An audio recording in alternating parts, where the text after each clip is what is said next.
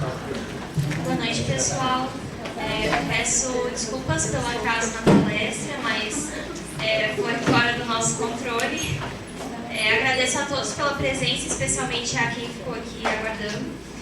A palestra de hoje ela é a abertura do nosso UNESP, que é o modelo de simulação mais antigo do estado de São Paulo, e ele é realizado anualmente pelo GPSOI, que é o Grupo de Estudos, Pesquisa e Simulação em Organizações Internacionais.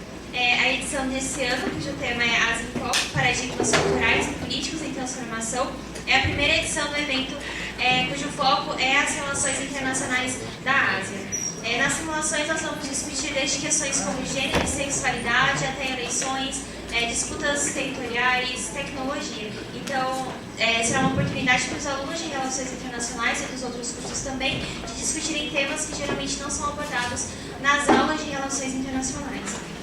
A realização do evento é possível graças à participação de todos os membros do GPSOI, da orientação da professora Fernanda, que inclusive participou da fundação do evento, quando ele surgiu muitos anos atrás, e também da secretária Zélia de Mariana. Enfim, para darmos início à nossa palestra, eu gostaria de convidar à mesa o professor Diego Pautasso, que é mestre e doutor em Ciência Política pela Universidade Federal do Rio Grande do Sul e autor do livro China e Rússia no Pós-Guerra Fria.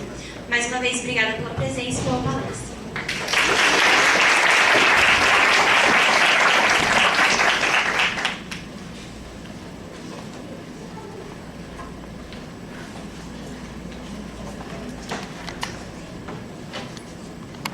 Primeiro, boa noite. É uma satisfação muito grande estar aqui conhecendo esse campus da Unesp.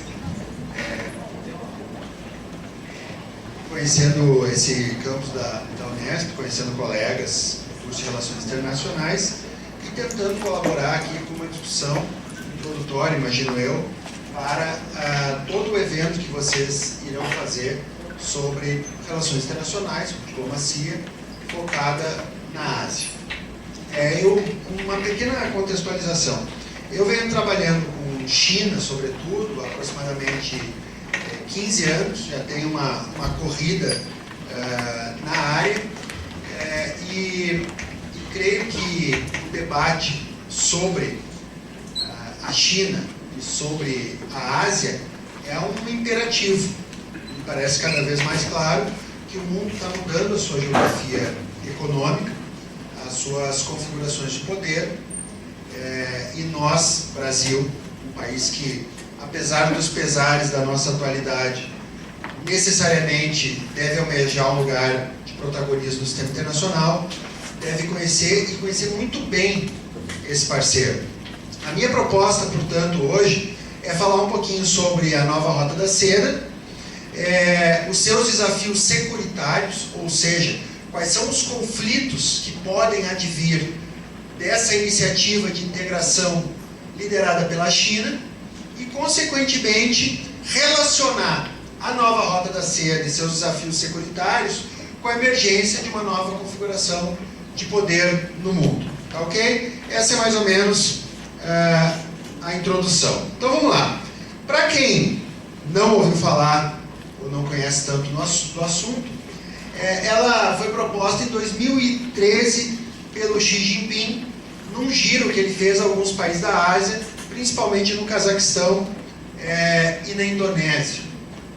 Então, foi lançada como uma iniciativa, uma ideia chinesa de promover a integração, recriando uma nova Rota da Seda, lembrando, obviamente, que a Rota da Seda pode ser considerada, em alguma medida, como o primeiro esforço de globalização do mundo, porque foi o primeiro grande eixo econômico, político e cultural que integrou 2 ou mais continentes, da Europa, passando pelo Oriente Médio e indo até o extremo Oriente.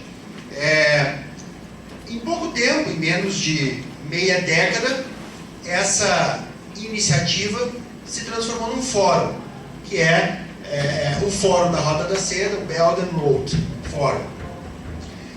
E aí isso começou a ganhar contornos políticos muito claros. Ou seja, a China definiu seus objetivos e definiu como implementar esses objetivos. Se me perguntarem, mas professor, ok, é voltado à integração euroasiática. Mas como se dá isso? Qual é o vetor? Qual é a mola mestra? A palavra é infraestrutura. Então a infraestrutura é a mola, né, é propulsora da integração euroasiática. Por infraestrutura, estou procurando ser o máximo didático possível, porque eu sei que tem alunos de graus e semestres variados. Por infraestrutura se entende transporte, comunicação e energia. E depois eu vou explicar para vocês por que a infraestrutura é a mola mestra. Porque ela liga uma capacidade chinesa, que ela tem, que ela dispõe, e uma necessidade dos países da região. E ela permite driblar desafios que outros blocos econômicos têm. Eu vou explicar também o que isso quer dizer. Tá?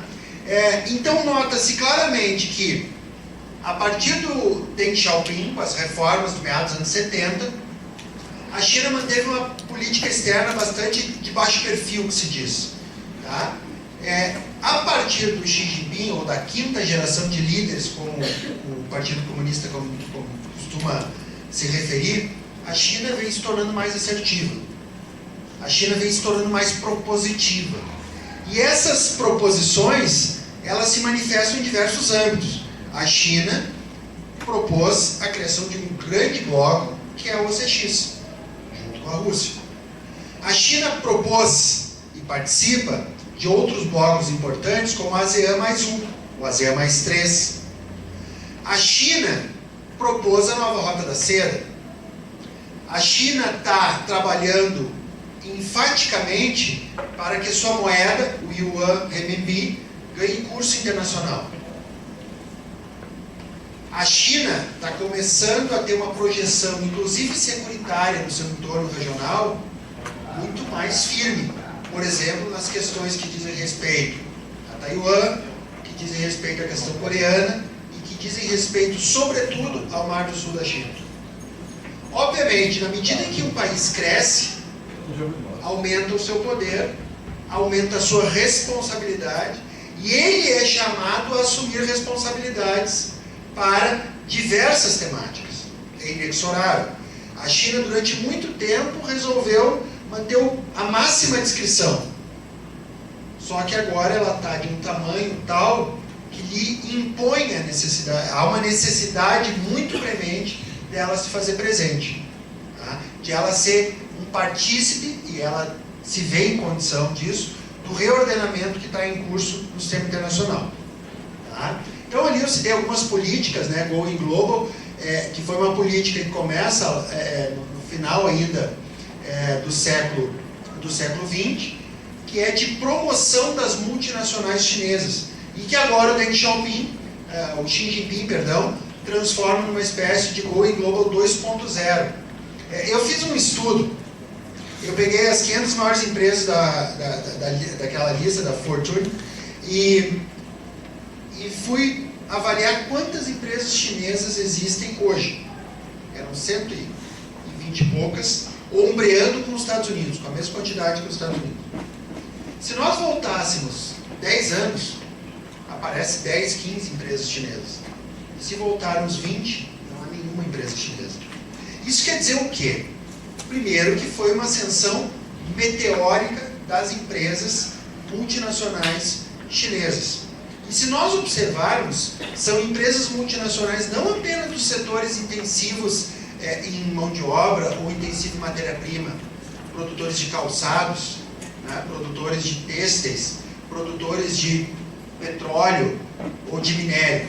Não, existem empresas do setor de extração natural ou de bem de consumo não durável, mas existem várias empresas no setor de bens de capital, de bens de consumo durável, de smartphone, de tecnologia de ponta. Isso a China, que ficou conhecida no Brasil no início dos anos 90 por abastecer as lojas de 1,99, que muitos de vocês talvez não tenham nem presenciado, né? Hoje já exporta basicamente produtos de alto valor agregado. Um dado: os Estados Unidos exportam quando a gente pega as exportações do país, divide em industrializado, semi-manufaturado e produtos não processados. Entre os manufaturados, você divide geralmente de baixo, médio e alto conteúdo tecnológico. Se você pegar as exportações dos Estados Unidos de alto conteúdo tecnológico, isso totaliza mais ou menos 150 bilhões de dólares. O da China está girando em torno de 450.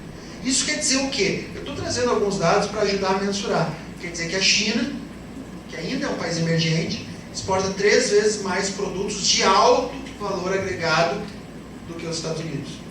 Se nós pegarmos esse comportamento das multinacionais chinesas nos últimos 10, 15 anos, a tendência é que em mais 10 ou 20, eles tenham talvez o dobro, ou 50% mais empresas multinacionais na lista das 500 maiores empresas do mundo, ou das 1000 maiores empresas do mundo. Naturalmente, há esse entrelaçamento entre capacidade econômica e capacidade geopolítica. Isso vai se refletindo de maneira intergeracional. Seguimos.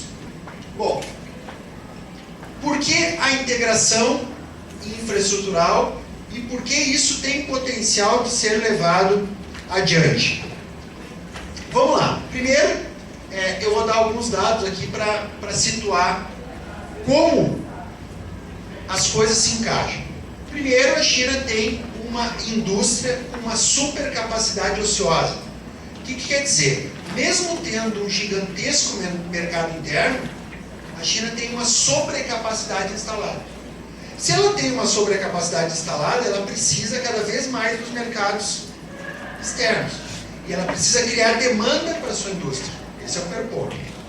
Então, ao investir em infraestrutura, ela cria demandas por cimento, aço, máquinas, guindastes, certo? Trilhos, usinas termoelétricas, caldeiras, enfim, tudo que compõe a infraestrutura. Segundo, então o primeiro objetivo é esse, da rota da seda, criar demanda para a supercapacidade ociosa chinesa. Segundo objetivo, ampliar a segurança em recursos naturais.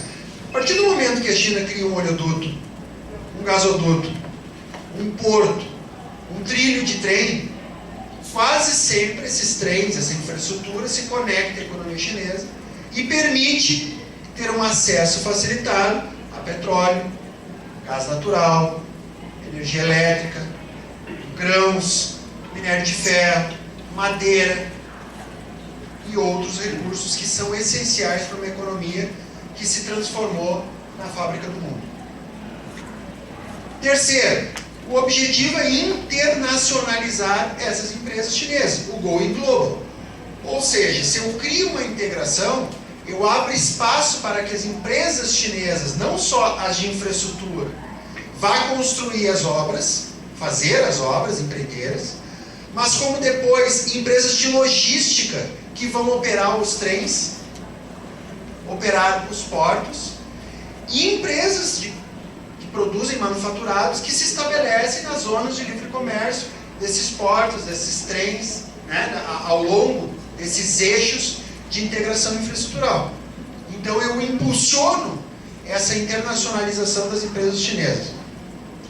Quarto, obviamente, que ao fazer isso eu fortaleço o comércio com esses países vizinhos. Eu estou exportando serviço e eu estou criando eixos que, se eu crio um trem, esse trem vai levar mercadoria e pessoas e vai trazer mercadoria e pessoas. Certo? A infraestrutura, ela cria mercado. Ela não serve apenas para atender o mercado que existe. Certo? Isso é muito importante. Quinto, promover a integração regional e aumentar o papel da China como liderança de toda a Eurásia. Ou seja, a infraestrutura vai se conectar à China. A China vai exercer um efeito gravitacional nos países vizinhos. Como consequência, eu chamo isso de recriação de um sistema sinocêntrico. O que isso quer dizer? A China já foi o epicentro da Ásia durante milênios. Quando ela foi dominada a partir da Guerra do Ópio, e com o rápido crescimento do Japão, entre o final do século XIX quase todo o século XX, o Japão foi a principal economia do leste da Ásia. Era em torno do Japão que as demais economias gravitavam. Só que ao longo dos anos 80 e 90, a economia japonesa começa a se estagnar e a economia chinesa começa a crescer numa velocidade exponencial. E a China começa a assumir esse papel de centro econômico, centro gravitacional da região. E o que isso quer dizer? Significa recriar um sistema centrado na China, um sistema sinocêntrico. A partir do momento que a China lidera o processo de integração, a China estabiliza a região segundo seus parâmetros de desenvolvimento e, ao mesmo tempo, afasta a capacidade de penetração americana. Ou seja, diminui a primazia que os Estados Unidos vinham exercendo de maneira geopolítica na Ásia, ou dividindo essa primazia com a União Soviética na época da Guerra Fria. A Guerra Fria fez com que a União Soviética desaparecesse e os Estados Unidos assumissem nos anos 90 a primazia geopolítica da Ásia. Só que ao crescer e exercer o efeito gravitacional e liderar os processos de integração, a China vai assumindo um espaço maior e deslocando lentamente a superpotência. E por fim, a partir do momento que a China financia essas obras, que a China impulsiona o comércio regional, a moeda dela começa a ser a moeda de referência do comércio, das reservas, das transações. E, consequentemente, a moeda chinesa começa a se apresentar como uma alternativa, se não global, pelo menos regional, ao dólar. Lembrem, nada como conhecer um pouco de história das relações internacionais, imagino que vocês estudem isso é muito importante. A Inglaterra era a potência hegemônica do século XIX e a moeda dela estruturava a economia e os negócios internacionais. Os Estados Unidos, ao se tornarem potência, bancaram a sua moeda. Inclusive contra a opinião do Keynes, que propunha uma cesta um pouco mais abrangente de moedas. Não, é o dólar e ponto final. Obviamente, que a partir do momento que a China quer se alçar à condição de uma superpotência, ela também quer que a sua moeda se transforme numa reserva de valor e num elemento que lhe transforme no instrumento de poder, porque o dólar é um instrumento de poder tão importante quanto é o Pentágono para os Estados Unidos. Permite quebrar e desenvolver economias. Se vocês já estudaram, obviamente, a crise do desenvolvimentismo no Brasil nos anos 80, em grande medida, o choque anti-desenvolvimentista no Brasil se deu com a elevação da taxa de juros nos Estados Unidos, estrangulou o endividamento brasileiro e levou o Brasil à lona. Isso para pegar um único exemplo que nos é mais familiar. Tá? Então a moeda americana, o dólar, tem o mesmo peso que tem o Pentágono. Um é militar e o outro é geoeconômico. São dois dos pilares do poder dos Estados Unidos. Passamos. Então é basicamente esse encadeamento lógico. Eu crio a infraestrutura, ao criar a infraestrutura, eu faço avançar a integração, ao fazer avançar a integração, a China lidera o processo de integração regional e, consequentemente, e essa é uma outra hipótese que eu tenho trabalhado, a China cria não apenas uma integração da Eurásia, mas eu chamo a nova Rota da Seda de um projeto de globalização com características chinesas. É o projeto chinês de globalização. E esse projeto chinês de globalização entra em tensionamento, em divergência, em atrito com o projeto americano de globalização. O projeto americano de globalização é filho do Consenso de Washington, é filho do neoliberalismo, é filho da nova ordem global emanada pelo Bush pai logo após a Guerra Fria, baseada no pilar de recorrentes intervenções internacionais, combinada com a primazia econômica através do dólar e da imposição de uma agenda liberalizante aos outros países. Essa agenda liberalizante era imposta seja através do estrangulamento da dívida de países periféricos, seja através de organizações internacionais que impunham aos países periféricos uma agenda de privatização, de abertura econômica e assim por diante. Essa agenda tem servido ao interesse dos Estados Unidos, mas tem produzido muitas contradições. Os Estados Unidos fizeram guerra na Somália. Por vezes, o argumento é intervenção humanitária. Outras vezes é uma intervenção aberta. Outra vez é uma responsabilidade de proteger. Outra vez é a guerra global ao terror. O fato é que foi a Somália, foi o Afeganistão, foi o Iraque, foi a Líbia. Em alguma medida foi a Síria, ou não foi mais, porque a Rússia exerceu um papel fundamental de anteparo geopolítico. Sem falar nas políticas de regime change ou nas revoluções coloridas, que foi minando diversos países na Eurásia e em outras regiões do mundo. Tá? E agora eu vou falar um pouquinho de como se dá esse projeto chinês de globalização. Eu enxergo ele em 3 dimensões, que são essas aqui. Primeiro, obviamente nós estamos vendo a China. O primeiro, digamos assim, círculo concêntrico, pega para o interior da Eurásia a OCX, que é a Organização para a Cooperação de Xangai, e para a Bacia do Pacífico, Sudeste Asiático, a ASEAN+6. Então esse é o primeiro círculo. Isso aqui é a prioridade número 1 da China. São os seus vizinhos imediatos. A sua segurança mais direta, a sua economia mais direta está vinculada a esses países. Um segundo círculo concêntrico pega a tal da Rota da Seda no sentido euroasiático. Ou seja, vai até a Europa, os trens já estão ligando a China ao porto de Roterdã, via trem, pega o Grande Oriente Médio e pega o chifre da África. Se vocês olharem, depois vou mostrar o mapa da Rota da Seda, ele vai até o Quênia. O que fica faltando? Um terceiro e último círculo concêntrico, que é o resto da África, que se conecta ao Quênia, e vocês sabem que a China tem uma presença gigantesca no continente africano, e a América Latina, no qual os chineses já demonstraram diversas vezes o interesse em promover a integração infraestrutural e ligar o Atlântico ao Pacífico.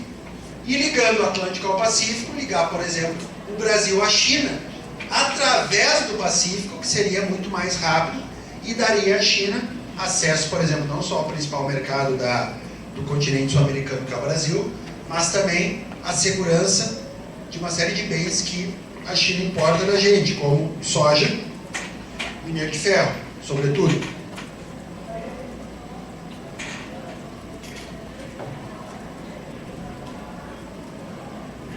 Aqui, pessoal, para quem não está muito familiarizado com a Organização para a Cooperação de Xangai, eu fico impressionado com o grau de etnocentrismo que existe na nossa mídia, e eu fico impressionado mesmo até com o grau de etnocentrismo que existe na área de relações internacionais. Porque se vocês estudarem teoria das relações internacionais, vocês sabem que nós temos uma matriz muito fortemente anglo-saxã e predominantemente ocidental.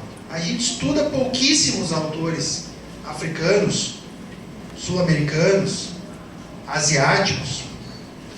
E isso tem influências não só teórica, ou seja, sobre as lentes pelas quais nós observamos e tentamos entender o mundo, mas também isso influencia na agenda de pesquisa e no enfoque que nós damos aos temas. Eu me lembro quando eu estava dando aula no curso de Relações Internacionais, teve aquele atentado na França, eu orientava os trabalhos de TCC, todos os alunos queriam fazer sobre terrorismo na Europa. Por quê? Porque a mídia pauta aquilo que é importante. Porque os alunos acabam enxergando. Então, a violência na África não era tema importante. Milhares de refugiados bolivianos no Brasil, semi-escravos, no setor têxtil, isso não importa. As migrações transfronteiriças a violência ligada ao contrabando, ao tráfico de droga, de armas no norte do Brasil, as rotas de tráfico de drogas, de contrabando de armas, porque a gente é socializado para dar um peso enorme àquilo que parte das agências internacionais dos países centrais, da Alemanha, da Inglaterra, da França e dos Estados Unidos. Vocês devem lembrar, em 2015, 500 mil sírios entraram na Europa. Nossa, aquilo aparecia no Jornal Nacional, aquele drama todo santo dia. Sírios chorando, sírios apanhando, sírios tentando emprego, relatos e relatos. O dia inteiro era aquela notícia no Jornal Nacional. Se você abrisse um mapa da Acnur com os refugiados sírios, tinha mais de 1 milhão no Líbano. Ou seja, 500 mil no continente europeu, um continente que tem quase 400 milhões de habitantes, virou um drama segundo a narrativa dos meios de comunicação. 1 milhão no Líbano, 1,5 milhão na Jordânia, 1 milhão e tanto na Turquia. Ninguém nem sabia. O problema do Líbano, o problema da Jordânia, o problema da Turquia. Eu discuto demais com os meus alunos a questão do etnocentrismo e como isso afeta a narrativa e as teorias de relações internacionais. Já vou dizer por que eu estou fazendo essa pequena digressão. Vocês não encontram, às vezes tem as cúpulas anuais da OCX, não sai no jornal. Sai pouquíssimo no jornal. Se vocês saírem do âmbito aqui das relações internacionais, os colegas de história, da geografia, perguntar o que é o CX, ninguém nunca ouviu falar. Sendo que é um bloco modesto que tem China e Rússia. Agora, desde 2017, incorporou Índia e Paquistão. Então são 4 potências nucleares. 2 países com assento no Conselho de Segurança da ONU. Envolvendo ainda países importantes como que são parceiros de diálogo, como a Turquia, né? Membros observadores, como nada mais, nada menos do que Irã. E isso não recebe nenhuma cobertura. Quando recebe alguma cobertura, é para dizer que se trata de uma aliança militar anti-ocidental, que a China e a Rússia querem destruir o mundo. Simples assim. Então, eu faço um esforço, procuro fazer com os alunos nas cadeiras, mais variados temas que a gente trabalha, de descolonização teórica e temática. Por que a gente hierarquiza os temas da forma que a gente hierarquiza? Por que a gente hierarquiza os autores da forma que a gente hierarquiza? Se a gente não problematizar isso, nós vamos entender por que da hegemonia deles e por que a América do Sul tem suas vicissitudes nos seus processos de integração. Aliás, para vocês verem como essa colonização é forte, a política externa do período Lula deu grande ênfase à África. A abordagem dos meios de comunicação era sempre crítica, jamais foi elogiosa. Mesmo que o comércio, tu vê como é que é, mesmo que o comércio internacional tenha saltado de 4 bilhões para 25 bilhões no espaço de menos de 10 anos, que é um resultado matematicamente surpreendente, mesmo assim, a crítica era sobre a abertura de meia dúzia de embaixadas, das visitas que se fazia, da doação de um avião velho para pulverizar a lavoura, de uma ajuda humanitária para o país que tinha um problema com AIDS, sem sequer entender que isso faz parte das relações internacionais. Agora, talvez, estejamos mais contentes com o nosso status. Esse dia eu estava comunicando com o meu professor, meu orientador de pós-doutorado, o professor Paulo Sentini, E ele estava dizendo que a gente estava saindo numa banca e dizia, eu tenho que ir lá para a cadeira de política externa brasileira. Eu falei, professor, desculpa, mas acho que ela tem que ser retificada o nome. História da política exterior brasileira. Porque a política exterior brasileira na atualidade não existe.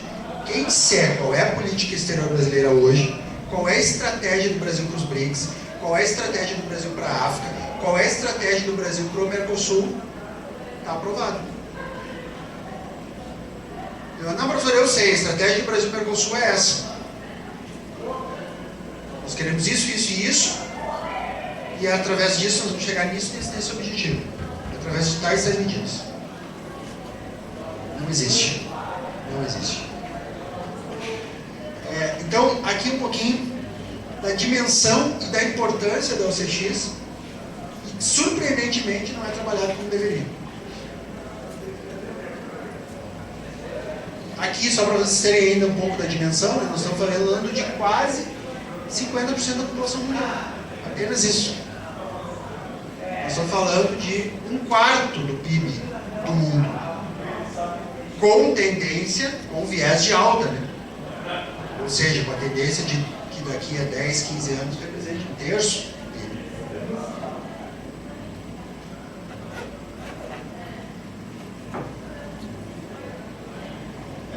Pessoal, aqui para vocês terem então uma dimensão, né, dos principais eixos que a Rota da Seda, ou que a nova Rota da Seda propõe.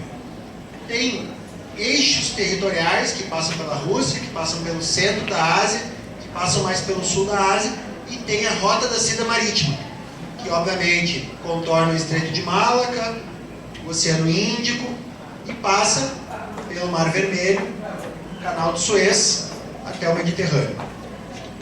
Eu vou dizer em breve quais são os desafios securitários relacionados a isso. Então, só para vocês terem exemplo de coisas que estão acontecendo e que não são noticiadas e que têm implicações. Por exemplo, primeiro, o investimento total é algo na casa quase $1 trilhão.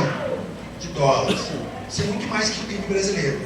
Isso é um plano Marshall 2.0 turbinado. Não é pouca coisa. Segundo, já tem ligações, eu citei uma ligação, tá? Existem várias, mas já operam mais de 20 linhas de trem de carga, Londres, Madrid, Rotterdam, Varsóvia, até a China. Indo em 10, 15 dias, levando mercadorias numa velocidade muito mais rápida do que de navio. Certo? Trem de alta velocidade Pequim-Moscou, 7.000 quilômetros, a previsão é que fique pronto daqui uns 6, 7 anos. Geralmente os chineses entregam a obra antes do período. Aí eles estão dizendo, mas isso aí, botar no papel, tudo muito bonito e tal. Não, vou dar alguns exemplos para vocês não estão entendendo o que eu estou falando. O Brasil tem aproximadamente 20.000 quilômetros de linhas de trem convencionais. Alguns deles dá para ir caminhando do lado, assim, a velocidade. Né? A China tem 22, 24 mil quilômetros de trens também, de alta velocidade. Só para você ter uma ideia. Você já deve ter ouvido falar no trem-bala que queriam construir de São Paulo até o Rio, né? São 400 quilômetros. 22 mil quilômetros. E ela começou a construir essa malha de 22 mil quilômetros há uns 20 anos. Meados dos anos 90, final dos anos 90. Os nossos 20 mil quilômetros de trens convencionais começaram a ser construídos em meados do século XIX. São Paulo tem 70 e poucos, São Paulo capital tem 70 e poucos quilômetros de trem, de metrô. O metrô de São Paulo começou a ser construído nos anos 70, 1970. O metrô de Xangai começou a ser construído em 1996. Está batendo 1.000 quilômetros. Paris tem 200 e pouco, Londres também, Nova York quase 200.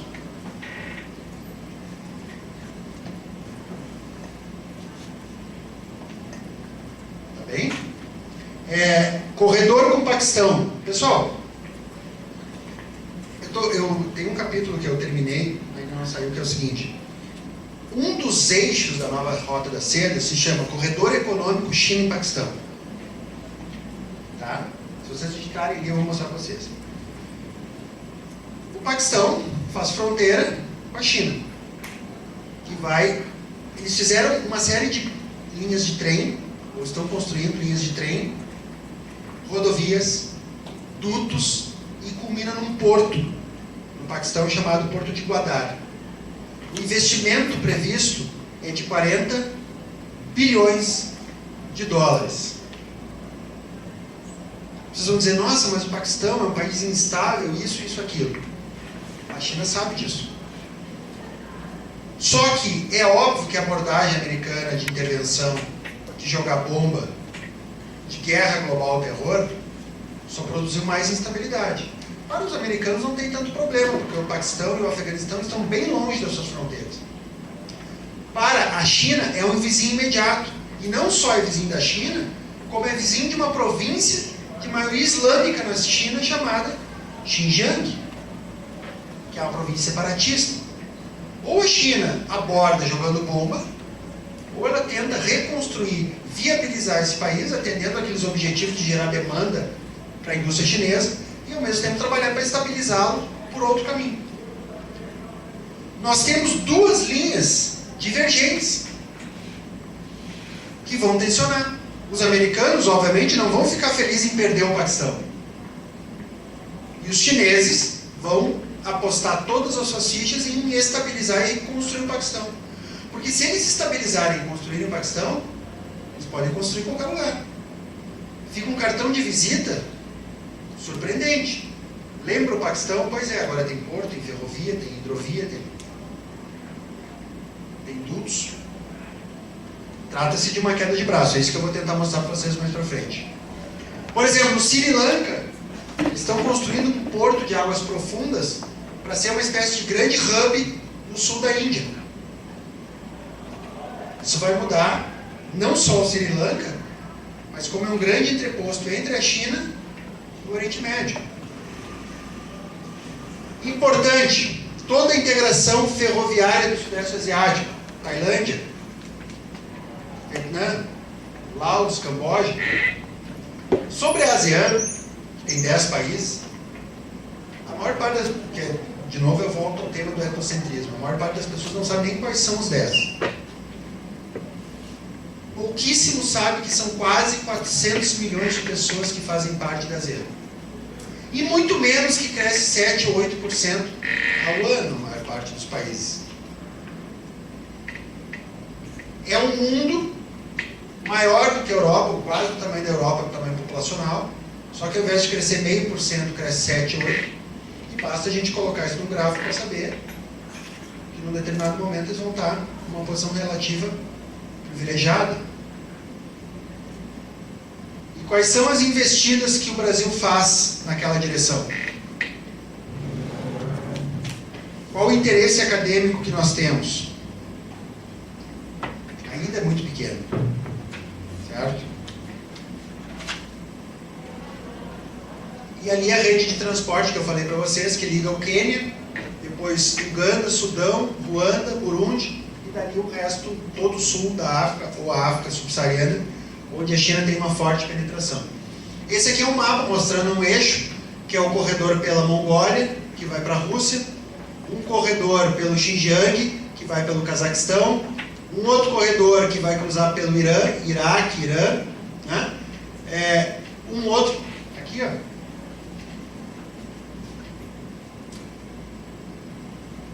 aqui está o corredor econômico China e Paquistão, aqui está o Porto de Gwadar, ou seja, permite sair daqui e chegar a Kashgar e, portanto, a província do Xinjiang. Com um detalhe, não precisa dar toda essa volta aqui.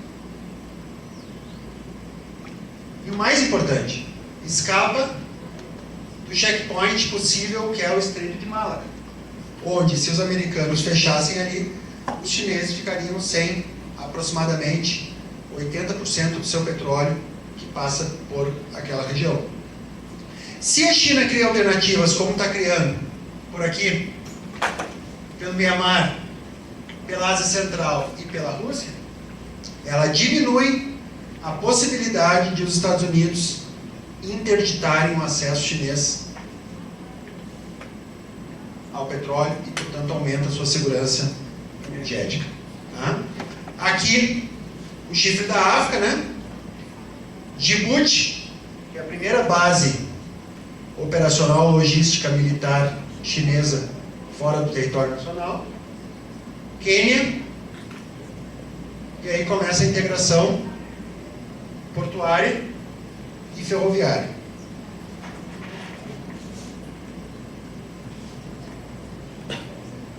Bom, muito pouquinho de geopolítica clássica para vocês. O Mackinder, quando escreveu do Hartland, ele estava basicamente dizendo da preocupação britânica com a integração da Europa continental. A Europa napoleônica. Então, a Europa napoleônica francesa foi a primeira sombra que povoou o imaginário dos britânicos em sua rivalidade insular contra as potências terrestres. Essa teoria se transformou numa teoria clássica, porque logo depois nós temos a Alemanha nazista, portanto, novamente uma potência territorial que desafia a hegemonia britânica e do resto da Europa Ocidental. A Alemanha é derrotada e sob os escombros da Alemanha nasce a União Soviética e o Bloco Socialista, que vai de Berlim até Vladivostok. E, portanto, surge um gigantesco Hartland. Só que, diferente do Hartland nazista, agora trata-se inclusive de um sistema socioeconômico alternativo e desafiante. Portanto, um Hartland socialista. Esse Hartland povoou o imaginário americano, foi a grande sombra, o grande fantasma. E durante toda a Guerra Fria, a obsessão americana foi conter esse Hartland, promovendo golpes de Estado, financiando até grupos terroristas para que a União Soviética não se expandisse, caso do Afeganistão, promovendo golpes no entorno regional para que não tivesse o efeito dominó, que eles chamavam de cordão sanitário para que o vírus não se espalhe. Então foi golpe na Indonésia, foi golpe na Grécia, foi golpe, né? Tudo para conter a União Soviética. A União Soviética desmorona em 1991 e os americanos, um tanto que relaxam, porque não havia mais uma potência territorial capaz de desafiar a hegemonia americana. Isso durante os anos 90, sobretudo, porque a Rússia estava em frangalhos sob a gestão do alcoolizado Boris Yeltsin. Só que apenas 10 anos de sossego, iniciamos o século XXI, e a China, que era, ainda nos anos 90, um país onde 80% da população era camponesa, quase todos andavam de bicicleta. Até os anos 90, a China era exportadora de petróleo, início dos anos 90, não produzia nenhum bem manufaturado de alto valor agregado. Meados dos anos 90 começa os 1,99.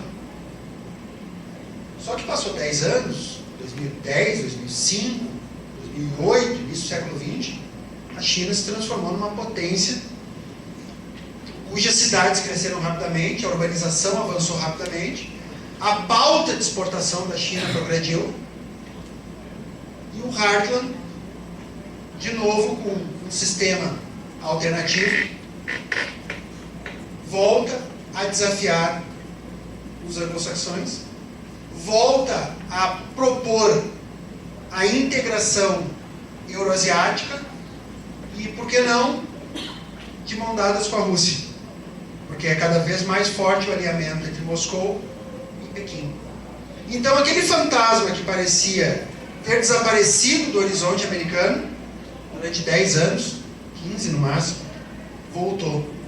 E voltou turbinado, voltou mais forte, voltou numa articulação bastante estreita entre uma China cada dia mais forte e uma Rússia disposta a recuperar o seu espaço na cena internacional. Ora bolas, né? O que eu estou querendo dizer com isso? Que os americanos não vão aceitar, sem nenhum tipo de reação, a formação de um eixo sino-russo, de uma integração euroasiática, sem provocar pelo menos resistência a esse movimento. E agora eu vou explicar o que isso quer dizer. Primeira coisa que a gente precisa entender. A China e a Rússia têm seus desafios securitários próprios. Por exemplo, separatismo e terrorismo no Xinjiang, na Chechênia, e todos os movimentos separatistas, eles têm oscilações. Período que recrudesce, período que reflui. Agora nós estamos vendo a questão da Catalunha. Esse é um processo histórico de avanços e recuos. Teve um momento no Tibete que foi bastante tensa a disputa. Na Chechênia teve guerra em 1996 e 1999. Depois deu uma tranquilizada. Não quer dizer que esse barril de pólvora não esteja ali. E além do mais, essa região do Paquistão, do Afeganistão, é uma região, é um eixo de instabilidade, de terrorismo e de crime transnacional. Então é um foco de instabilidade regional, tanto para a Rússia quanto para a China. Mas aí a questão vai ficando um pouco mais complicada. A hipótese que eu vou defender e vou tentar justificar aqui para vocês é que os Estados Unidos estão recriando uma estratégia de contenção do eixo sino-russo em moldes não muito diferentes daqueles que foram utilizados na Guerra Fria. E eu vou tentar mostrar isso para vocês agora. Primeiro, a expansão da OTAN. Então, do lado europeu, nós temos a expansão de mais de 10 países que faziam parte da esfera de influência russa, entraram na OTAN. Combinado com isso, a projeção dos comandos americanos e das redes militares, das bases. Sistemas antimísseis. Os americanos propuseram um sistema antimíssil na Europa, na República Tcheca e na Polônia, e propuseram um outro escudo antimíssil chamado THAAD na Coreia do Sul.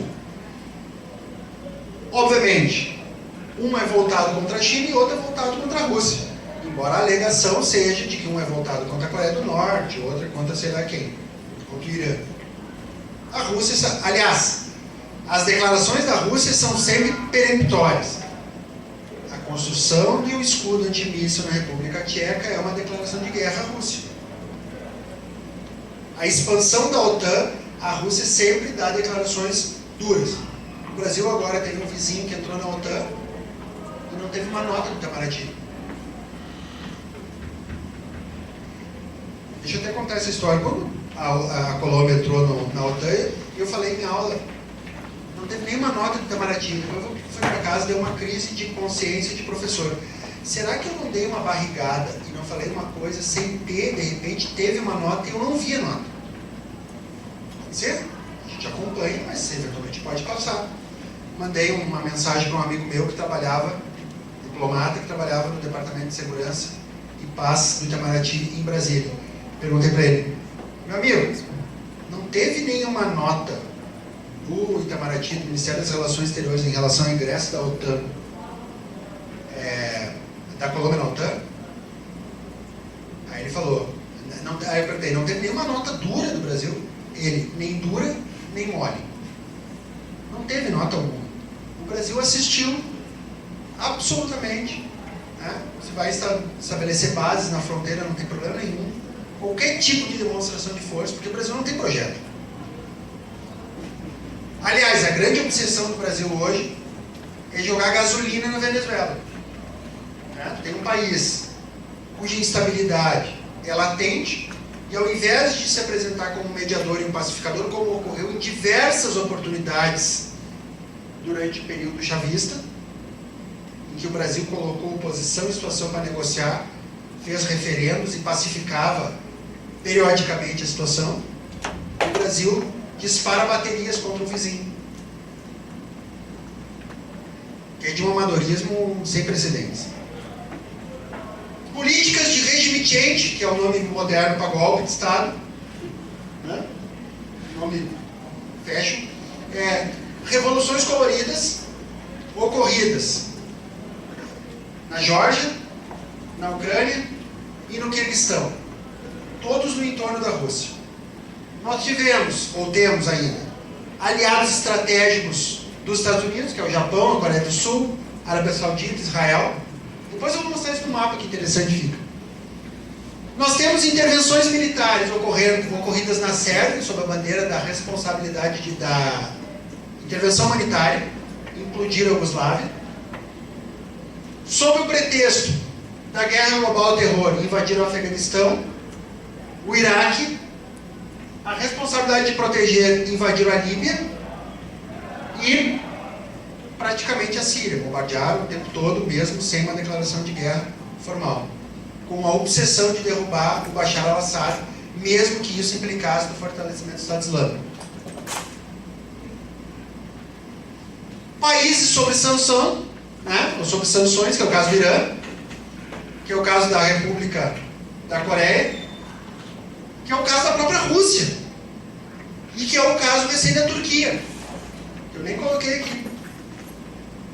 Combinado com questões que os Estados Unidos eventualmente mobilizam para criar desconfortos na China e na Rússia, que é o caso, por exemplo, do Mar do Sul da China, Taiwan, as ilhas Senkaku, que são temas em que os americanos podem fomentar o tensionamento com a China ou fazer com que seus aliados fomentem, recrudescendo a rivalidade. Olha que interessante que isso fica no mapa.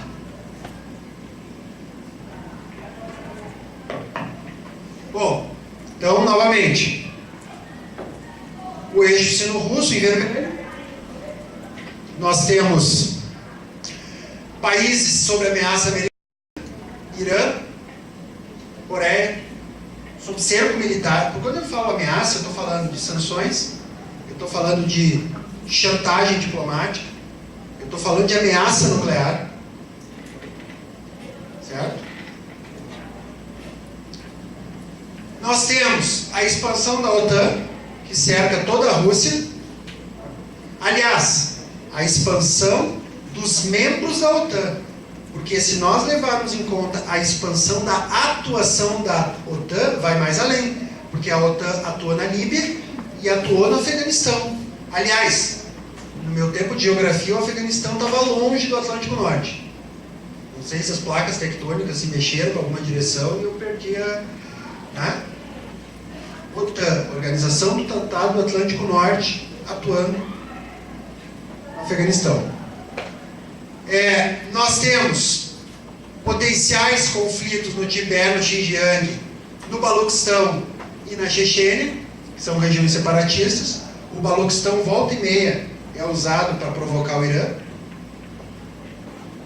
Nós temos os grandes aliados americanos, Egito, Israel, Arábia Saudita, Tailândia menos, Taiwan, Coreia do Sul, Japão, Filipinas.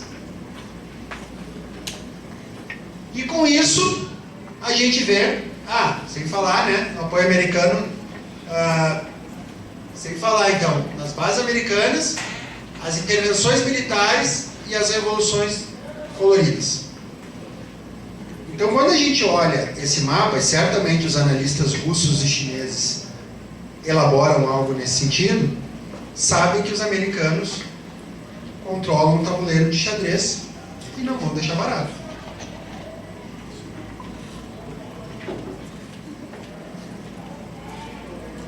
Bom, e o que a Rússia e a China podem fazer?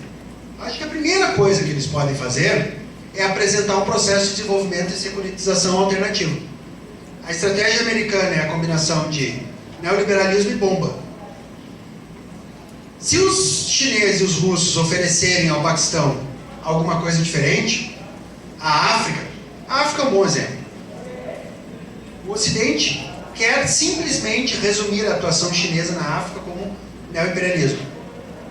Lamento, vão berrar aos 4 ventos. Porque os africanos sabem exatamente o que foi o imperialismo europeu. Dizimação, violência, domínio territorial, aculturamento, destruição total, imposição de idioma, absolutamente tudo. Estupro, genocídio, eu poderia fazer uma lista, pilhagem de recursos naturais. Os chineses têm interesse. A relação da China com os países africanos é assimétrica. Mas nunca os africanos viram uma rodovia ser construída de lado a lado. Saneamento básico, apoio à agricultura, cooperação no âmbito acadêmico. As relações são sempre assimétricas. Só que a simetria não é igual ao imperialismo. É bem diferente. Outra coisa fundamental: fortalecimento da capacidade dissuasória, militar propriamente dito. Tanto a Rússia quanto a China, basta vocês observarem os estudos, o Putin recuperou o exército russo em 15 anos, que é um negócio impressionante. Daquele exército do senhor das armas, do contrabando, sucateamento, não pagamento de salários, para um exército absolutamente revitalizado. Aliás, com alguns brinquedinhos superiores àqueles desenvolvidos no Ocidente. Eu digo tanques de 5ª geração, caças, e tudo que vocês puderem imaginar. E, aliás, os russos não só demonstram os brinquedinhos, como dão provas de que sabem brincar com os brinquedinhos. Em menos de um ano, eles resolveram entrar na Síria, e todo o movimento ocidental, e não só ocidental, era principalmente americano, inglês e francês, mas com apoio e grana da Arábia Saudita, do Catar, para derrubar o Bashar al-Assad. Em um ano os russos entraram, acabaram com o contrabando de petróleo, instrumentalizaram o exército sírio e desidrataram completamente o Estado Islâmico ao ponto de não controlar nenhuma cidade importante mais, sendo que eles já estavam às portas de Damasco. Ou seja, eles sabem fazer o brinquedo e sabem brincar. E a China, a mesma coisa, né? A China não aumenta o seu orçamento militar. Continua aquela coisinha de 1,5%, 2%. Só que é 1,2% sobre um bolo que aumenta 7% ao ano. Então o orçamento militar chinês cresce de maneira exponencial. Esse aqui é o ponto.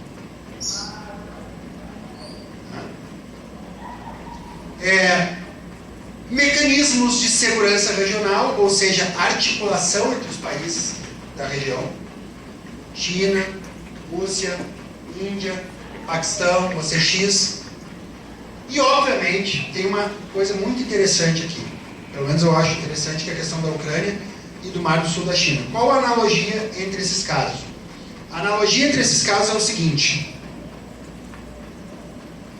o objetivo americano era derrubar, fazer uma revolução colorida na Ucrânia, tirar um governo pró-russo e botar um governo pró-ocidental. Eles fizeram isso.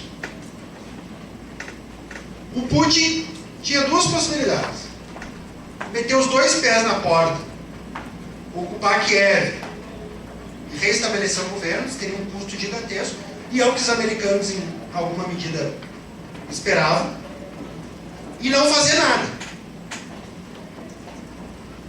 Nenhuma nem outra. O que ele fez? Ele tem tensionado com o leste do país, apoiado o leste do país, desgastado profundamente o governo ucraniano, porque o objetivo russo é sinalizar para os americanos que não vão empurrar a fronteira da OTAN até Moscou. Simples assim. E que os russos estão dispostos a dividir o país caso caso a Ucrânia não seja pelo menos neutra. Então a primeira resposta foi tomar a Crimeia. Toma, tchau. 5 minutos eles tomaram a Crimeia. Tá? Isso é uma questão importante. Então, tanto a Rússia quanto a China caminham numa navalha. Vamos ver o caso da China. O caso da China é igualmente dramático. Os americanos fomentam o conflito no Mar do Sul da China. Fazem com que os países da região, por exemplo, Filipinas, aumentem os pleitos sobre as águas territoriais que a China também reivindica. A China fica entre a cruz e a espada. Se ela der uma patada nas Filipinas, usando do seu poder maior, ela divide a região, ela cria receio nos países vizinhos, ela se apresenta como um país imperialista. Se ela não fizer nada, ela permite aos países aliados dos Estados Unidos que se sintam confortáveis a aumentar cada vez a medida e colocar cada vez mais ela na defensiva. Então, tanto no caso da Rússia quanto na China, a resposta tem que ser nem tão forte que intimide os vizinhos e reforce o que os americanos querem, que é essa visão de países imperialistas, assertivos, autoritários e não dispostos ao diálogo, nem tão pouco que aceite o golpe sem capacidade de responder. Porque se aceitar, os americanos vão indo, e vão até Pequim e vão até Moscou. E estabelece o cerco. Então o desafio securitário da Rússia e da China é gigantesco. Então o que eu queria, já me encaminhando aqui para o final, porque eu quero deixar um tempo para conversar com vocês, eu já tomei muito tempo de vocês até, encaminhando mais para o final, a hipótese que eu venho trabalhando é, primeiro, a nova Rota da Seda tem um gigantesco potencial de realização pelos fatores que eu elenquei no início da conversa. Segundo, isso tende a levar a uma espécie de bifurcação da ordem internacional. Porque das duas uma, ou os americanos se acomodam nesse processo de integração proposto pela China, que eu não sei se é muito provável, ou isso vai levar a uma interdição, a uma fratura, a um crescente tensionamento. O fato concreto é, não vai ser possível compreender o século XXI sem compreender a China, sem compreender as relações sino-russas, sem compreender o processo de integração nucleado pela nova Rota da Seda. Como Washington e Pequim vão duelar militarmente ou diplomaticamente, talvez seja a grande chave para explicar qual o mundo que a gente vai viver nas próximas décadas, ou talvez ao longo de todo o século XXI. Tá bem? Obrigado e vamos para o papo.